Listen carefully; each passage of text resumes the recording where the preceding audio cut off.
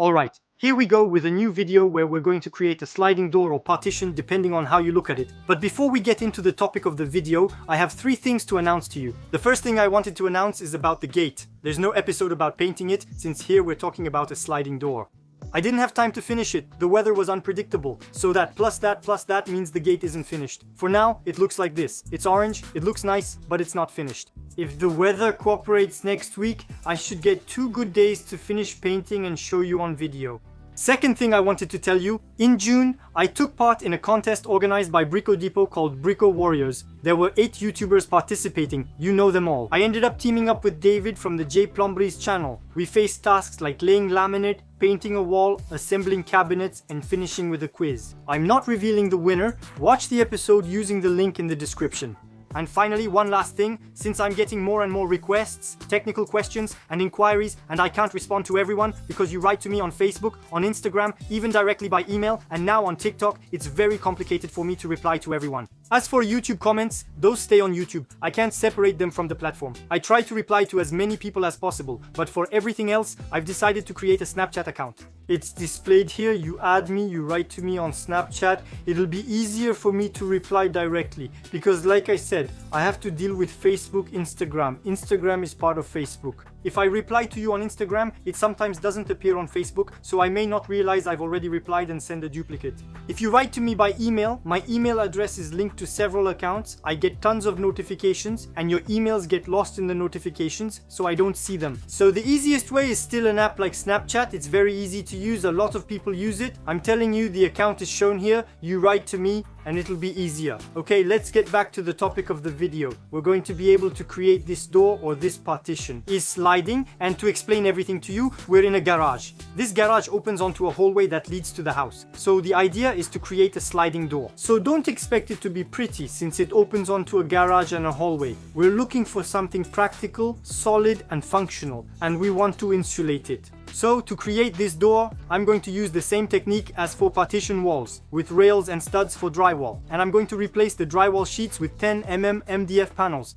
So in terms of dimensions, this door will be 2.22 meters high by 1.08 meters wide. For thickness, I'll use 48 mm rails and studs, plus the two 10 mm MDF panels. You could use 70 mm or 100 mm rails and studs. It's up to you to determine the thickness of your door. The advantage of using rails and studs for drywall is that they're easy to assemble and they don't move over time. It makes a structure that's quite light, and I'll be able to add insulation. So to hold my door or partition, I'll use this type of rail. It's the same rail I used for the truck ramp, which still isn't finished. Since the last episode, I haven't done anything at all. The plywood boards are here, but I haven't made any progress.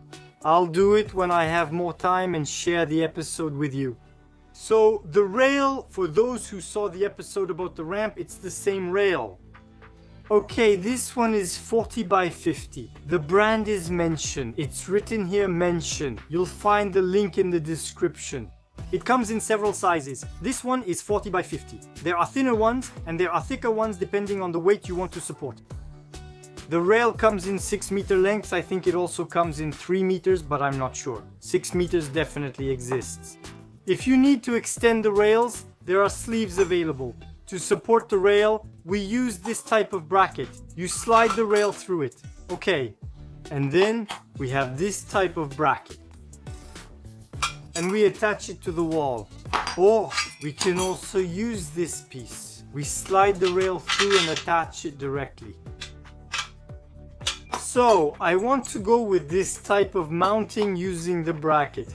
You'll see everything in the video. We'll also need to make a floor guide. This one's used and painted, but I have new ones I just need to get. I'll also need rollers. You'll see the rollers in the video because right now I don't have any. So I'll go get some and you'll see them at the worksite. So on the floor, as I was saying, the guide, well, I think I'm going to make the guide myself. I'm going to use what's called a guide pin. But I think I'm going to wedge the door as close as possible to the wall, so I won't be able to put a second guide pin between the door and the partition.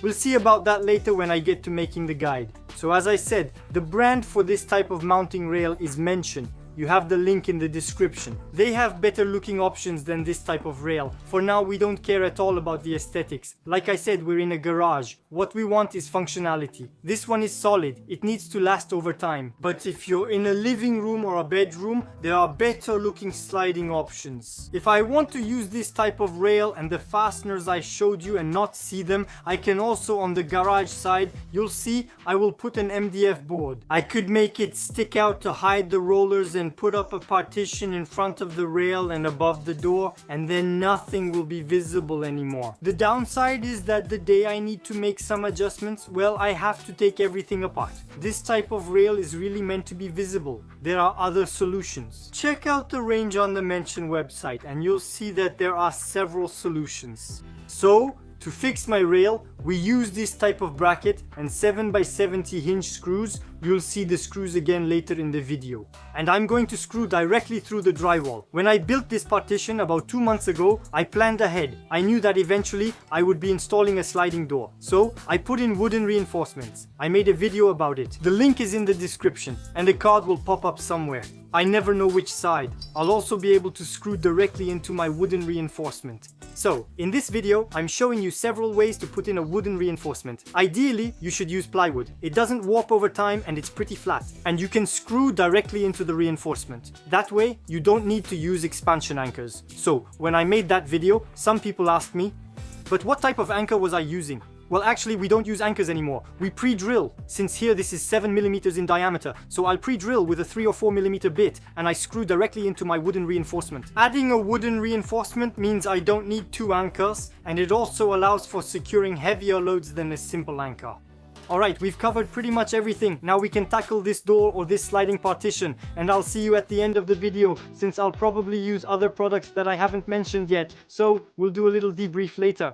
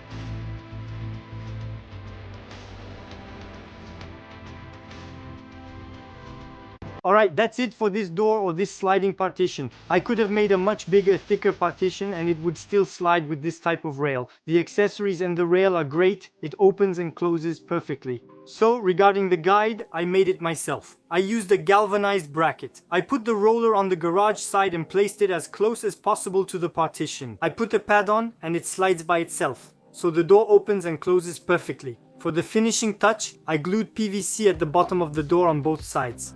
It protects the paint from kicks. And on the sides, I also put PVC. It's the same PVC I used on my garden shed. There you go. You see, there's a blue film that you can remove. And so here, it's PVC. This one is 1 cm thick. I also have some that's 3 mm thick. You can find it in DIY stores. You can find it in hardware stores. So if you go to a DIY store, you'll find it in the cutting section. And I glued it with AMS polymer, Griffon's Polymax. It sticks by itself. No need to bother putting MDF edging strips on the sides, coating or painting. You put on some PVC and it works perfectly. And of course corner guards since we're in a garage here. If the door takes a hit, at least it's protected. Since the door is insulated, the goal is to prevent air from passing through the sides, the top and the bottom. So the door can be adjusted in height. I lowered it as much as possible and I can't completely seal it. There are standards to follow. We're not in a refrigerator. I'm supposed to leave an air gap under the door. But otherwise, I could also add this type of door, 2 brush seals. So I put this brush seal on the sides, I put it on the top, they come in different widths. Longer bristles, shorter bristles, it prevents air from passing through. There's this type of seal that I stuck on the edge of the door, which comes up against the wall. At least it doesn't damage the wall and it also prevents air from passing through. I'll show you the box. It's just basic weather stripping, nothing fancy. You usually put it on windows. So this insulates pretty well and you can cut it. See, I can separate it. And of course, there's double-sided tape. So, as usual, you'll find all the links in the description for the tools and materials I used to make this door. So, as I mentioned at the beginning of the video, don't hesitate to add me on Snapchat if you have any technical questions or need information. It'll be much easier for me to respond. Well, this video is now over. Thank you for watching. Give it a big thumbs up if you enjoyed it. Let me know in the comments what you thought and what you would have done differently or the same. I'll see you again soon, hopefully to paint the gate if the weather permits. Take care and see you in the next video.